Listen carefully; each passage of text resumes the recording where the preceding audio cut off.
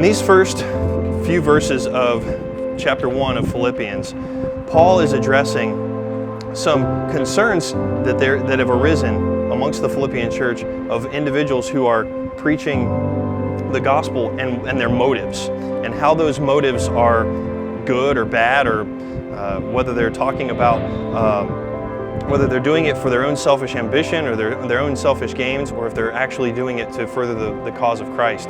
And in the last verse that we're going to look at today, Paul says it really doesn't matter, because at the end of the day, Christ is being proclaimed and his message is being spread.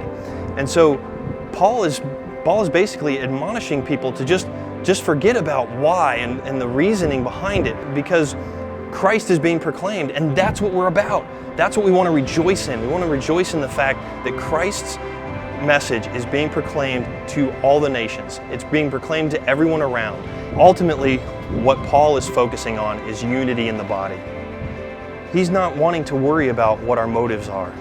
He wants Christ and his message to be proclaimed. And so we need to be focused on that, and that entirely.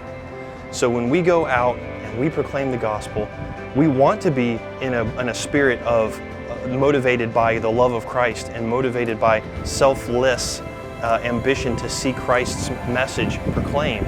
But even if that's not the motive, we need to focus on the fact that Christ's message is being proclaimed, and that we can rejoice in that, and that people are coming to Christ. We need to be united as a body, and we need to separate ourselves from those ancillary things, those things that are just not as important to the message of Christ, and focus on Christ and his church and his message of salvation, of redemption, of grace, and of love.